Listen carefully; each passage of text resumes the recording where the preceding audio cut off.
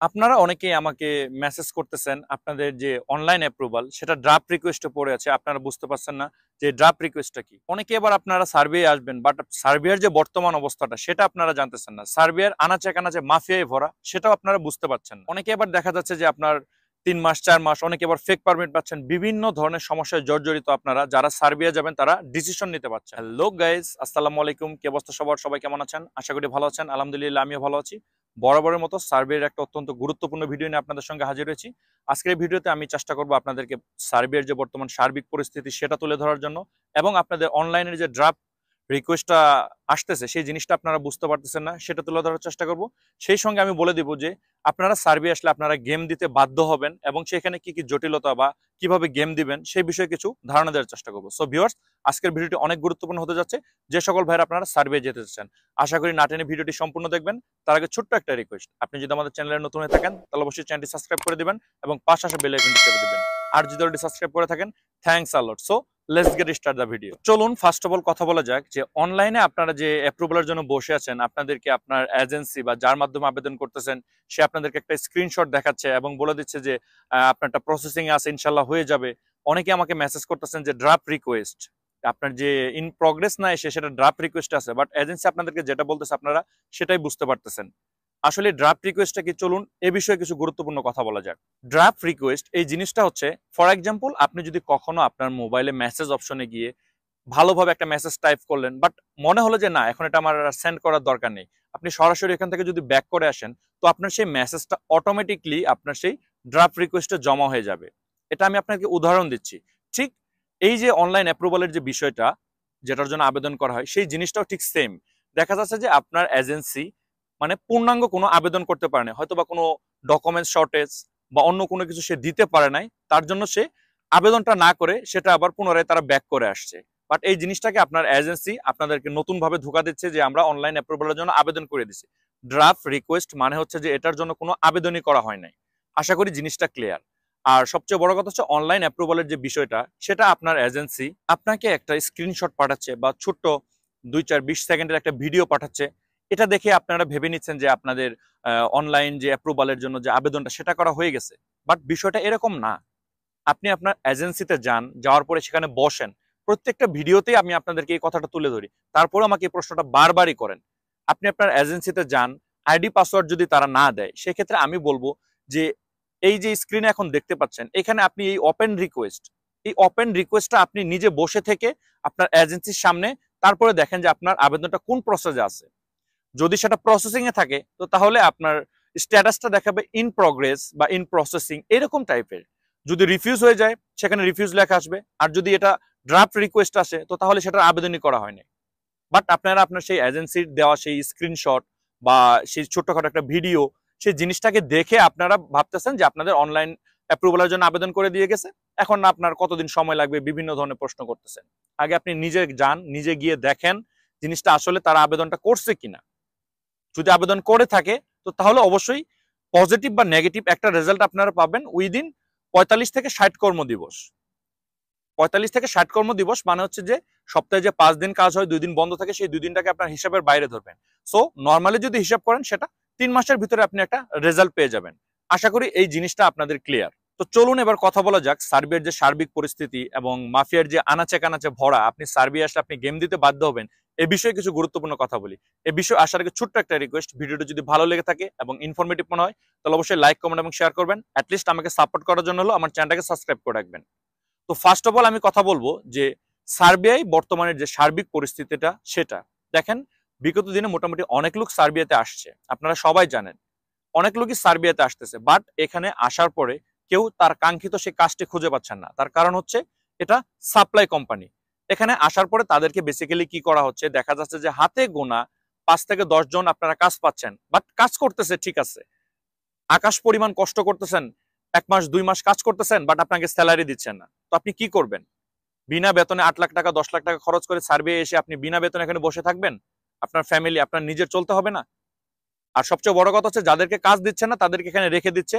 Step by step দেখা যাচ্ছে এখানে তাদেরকে 10 দিন রাখতেছে, কাজের কথা বললে অন্য আরেক জায়গায় নিয়ে আবার 15 দিন রাখতেছে, এইভাবে তারা ঘুরাচ্ছে।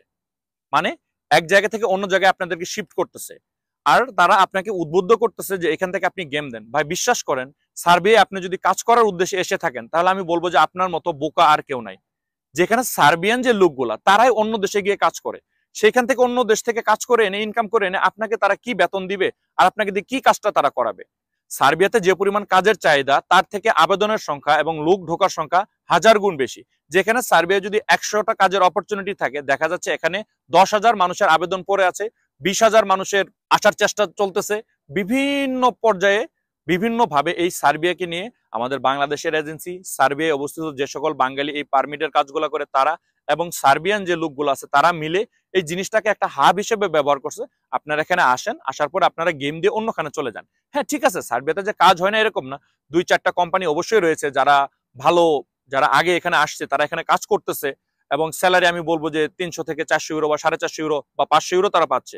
বাট দিন শেষে আপনি দেখেন, আপনি এখানে যে কাজটা করে এই যে ভাইয়েরা এখানে আছে যারা 350, 400 বা 500 ইউরোতে কাজ করতেছে, তারা দেখা যাচ্ছে যে ভালোভাবেই আছে। বাট বর্তমানে রিসেন্টলি যারা আসতেছেন, লাস্ট 1 ইয়ার আমি যাদের বলবো, লাস্ট 6 মাসে যারা আসতেছেন, তারা কোনো না কোনো ভাবে এখান থেকে গেম দিতে বাধ্য হচ্ছেন। আর সেই গেম দিতে বাধ্য হওয়াতেই আপনারা মাফিয়া বা দালালের হাতে পড়তেছেন, এটা আপনি নিজেও বুঝতে পারতেছেন না। সেটা কি? সেটা দেখা যাচ্ছে যে কোনো দালাল আপনাকে বলতেছে যে আমরা আপনাকে 1200 টাকা বা আমরা আপনাকে 1500 টাকা বা আমরা আপনাকে 2000 টাকা, আমি ইউরোর হিসাবটা টাকাতে বললাম। ফর এক্সাম্পল 2000 ইউরোতে আপনাকে বলবে যে আমি আপনাকে গেম দিয়ে দিব।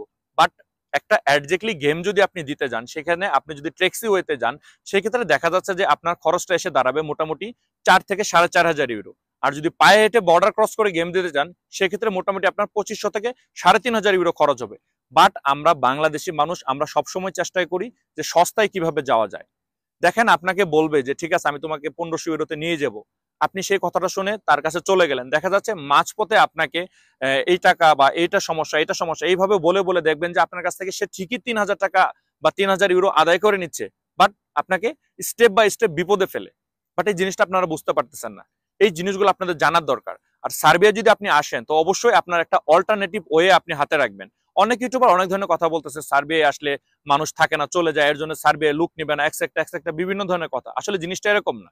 সার্বিয়াতে যে পরিমাণ কাজের অপরচুনিটি রয়েছে, তার থেকে বর্তমানে সার্বিয়াতে মোটামুটি 3 থেকে 4 গুণ লুক বেশি আছে।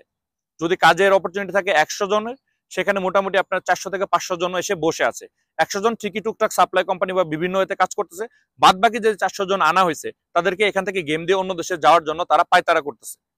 আশা করি জিনিসটা বুঝতে পারছেন। সো আমি আপনাদেরকে অনুরোধ করব, আপনারা যারা সার্বিয়া আসতে চাচ্ছেন অবশ্যই অল্টারনেটিভ একটা ওয়ে রাখবেন।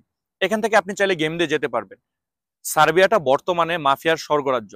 সেই মাফিয়াগুলো কারা? আমাদের বাংলাদেশি ভাইরা রয়েছে এবং সার্বিয়ান লোক রয়েছে, বিভিন্ন ইন্ডিয়ান লোক রয়েছে এবং পাকিস্তানি লোক রয়েছে। তারা সবাই মিলে এই সার্বিয়াটাকে একটা গেমের আড্ডা ঘর তৈরি করে ফেলছে। দেখা যাচ্ছে যে আপনি আমার কাছে আসছেন, আমি একজন বাঙালি, আমি আপনাকে বললাম হ্যাঁ ভাই আমি আপনাকে গেম দেওয়ার ব্যবস্থা করে দিব, আমি 1000 টাকা আপনাকে অন্য দেশে বা গ্রিসে বা অন্য কোনোখানে গেম দেওয়ার ব্যবস্থা করে দিব। বাট আসলে জিনিসটা এরকম না। আমি একটা দালাল হিসেবে কাজ করতেছি, আমি আপনার কাছ থেকে টাকাটা নিয়ে আমি এখানে সার্বিয়ান বা যে বড় বড় যে মাফিয়াগুলো রয়েছে তাদের সঙ্গে কন্ট্যাক্ট করে আমি আপনাকে অন্য দেশে পাঠাবো। আমি জাস্ট একটা মাধ্যম মাত্র, তাকে লুক জোগাড় করে দেওয়ার জন্য। আমি আমার ফায়দাটা ঠিকই রাখবো এবং সেই মাফিয়াও আপনার সেই মাফিয়ার ফায়দাটা ঠিকই রাখবে। দেখা যাচ্ছে আমাদের বাংলাদেশিরা বেসিক্যালি এই জায়গাটায় ভুল করে, যার জন্য প্রবলেম গুলো হয়। মাফিয়া মানে যে এরকম আপনাকে মারধর করবে এক্সেক্টা এরকম না, এটা তাদের বিজনেস। তাদের কাজই হচ্ছে এক দেশ থেকে অন্য দেশে লোক পাঠানো। সেক্ষেত্রে দেখা যাচ্ছে যে আপনি যে বাংলাদেশি ভাই বা আমি আমাকে দিয়ে উদাহরণ দিচ্ছি, আমি আপনাকে যে কন্ট্রাক্টে নিলাম, আগে 1000 টাকা আপনাকে গ্রিসে পাঠাবো বা 1500 টাকা আপনাকে গ্রিসে পাঠিয়ে দিব সার্বিয়া থেকে। সেক্ষেত্রে দেখা যাচ্ছে যে আপনি আমাকে 1000 ইউরো দিলেন, বাট আমি সেই মাফিয়াকে সেই টাকাটা আর দিলাম না। এরকম কন্ট্রাক্টটা হয় যে আপনি গ্রিসে গিয়ে পৌঁছবেন, তারপরে টাকাটা লেনদেন করবেন। বাট আমি আপনাকে আগেই টাকাটা নিয়ে নিছি এবং আমি আমার সব যোগাযোগ বন্ধ করে দিছি। আপনি তখন গেমে উঠে গেছেন এবং 2, 4, 5 দিন 10 দিন পরে যখন আপনি গ্রিসে যাবেন, যাওয়ার পরে যখন সেই নির্দিষ্ট জায়গায় আপনাকে রেখে যে টাকাটা আপনার কাছ থেকে নিতে চাইবে বা আপনার যেটা দেওয়ার কথা ছিল, তখন যখন এই কথাটা উঠবে, তো আপনি যোগাযোগ করার চেষ্টা করবেন আমার সঙ্গে, আমি জিনিসটা বন্ধ করে দিলাম, আমার সঙ্গে আপনার কোনো যোগাযোগ নাই। তখন আপনি ক্ষতিগ্রস্ত হবেন এবং বিপদে পড়বেন। এই জিনিসটা হয়ে আসে। সো আমি আপনাদেরকে অনুরোধ করব যে যদি পারেন তো পরিচিত লোক দিয়ে গেম দেওয়ার চেষ্টা করবেন, আর কম টাকায় গেম দিবেন, এই জিনিসটা খোঁজার দরকার নেই। ঠিক আছে? আপনি যদি সার্বিয়া থেকে আপনি গ্রিসে যেতে চান, সেক্ষেত্রে 1400 থেকে 1500 বা সর্বোচ্চ 1800 ইউরো আপনার খরচ হবে। ভালো মাধ্যম দিয়ে গেম দিতে গেলে আপনার 1500 থেকে 1800 টাকা খরচ হবে। আর আপনি যদি সার্বিয়া থেকে ইটালি বা অন্যান্যখানে মুভ করতে চান, সেক্ষেত্রে আপনার দুইটা ওয়ে, ট্যাক্সি গেম যদি দিতে চান, সেক্ষেত্রে আপনার 3,500 থেকে 4,500 ইউরো খরচ হবে। আর যদি পায়ে হেঁটে দিতে চান সেক্ষেত্রে আমি বলবো 2500 থেকে 3,500 ইউরো খরচ হবে। আশা করি এই জিনিসটা আপনারা বুঝতে পারছেন। যদি আপনাকে এর থেকে কেউ কমে গেম দেওয়ার চেষ্টা করে বা বলে, তাহলে বুঝবেন যে সেই লোক ফ্রড। তার থেকে দূরে থাকবেন, তার কাছে গেলে আপনি ক্ষতিগ্রস্ত আরো বেশি হবেন। দেখা যাচ্ছে 1500 ইউরোর কথা আপনাকে বলে দেখা যাচ্ছে আপনার কাছ থেকে 5,000 ইউরো আদায় করবে। আল্লাহ না করুক সে যদি কমিউনিকেশন বন্ধ করে দেয়, তাহলে আপনি মারধরের শিকার হবেন, বিভিন্ন ধরনের শিকার হবেন। তার কারণ হচ্ছে মাফিয়া আপনাকে এখানে আনছে, আপনার যে ডকুমেন্টস বা যে ডিটটা তার সঙ্গে হয়েছে যে এখানে যাওয়ার পরে তুমি আমাকে টাকাটা দিবা, এই যে তার সঙ্গে যে কন্ট্রাক্টটা হয়েছে এই টাকাটা তো সে নিবে না। তো আপনি বাংলাদেশি যার কাছে দিয়ে প্রতারিত হয়ে গেছেন, তো মাফিয়ার টাকাটা তুলতে চাইবে, সেক্ষেত্রে আপনাকে মারধর করবে, আপনাকে ভিডিও করে আপনার বাংলাদেশে পাঠাবে, এই জিনিসগুলো হবে। সো সেক্ষেত্রে আমি তাদের দোষ দিচ্ছি না, দোষ দিচ্ছি আমাদের, কারণ আমরা কম টাকায় খুঁজতে যেয়ে আমরা নিজের বিপদ নিজেই ডেকে আনি। সো এক্ষেত্রে একটা জিনিস মাথায় রাখবেন, আপনারা সার্ভে আসার পরে যদি পরিস্থিতি এরকম বাধ্য হয় যে আপনার গেমটা দিতেই হবে, আমি জানি আপনার গেম দিতেই হবে, এখানে কাজ করার কোনো পরিবেশ নাই, কাজ করাবে আপনাকে বেতন দিবে না, সেগুলো অনেক ভিডিওতে আলোচনা করছি, এই ভিডিওতে আলোচনা করা বড় করব না। সেক্ষেত্রে আমি বলবো যে আপনি অল্টারনেটিভ একটা ওয়ে নিয়ে আসবেন। আপনি সার্বিয়ায় যদি আসেন, আসার পরে আপনি এখান থেকে গেম দিয়ে যেতে পারবেন, এরকম একটা টাকা আপনি আপনার ফ্যামিলির কাছে রেখে দিবেন।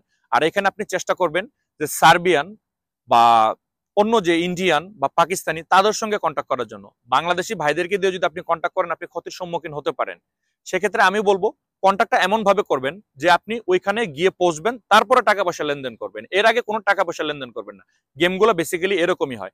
দেখা যাচ্ছে যে অনেকে আবার কি করে, যে ড্রঙ্কি যে থাকে, যে আপনাকে গেম দিয়ে নিয়ে যাবে, 20 জন মানুষ একসঙ্গে আপনারা যাচ্ছেন, পিছ থেকে আমি ভাবতেছি যে না আমি এখন পালিয়ে যাই, আমি এখন থেকে একাই যেতে পারবো।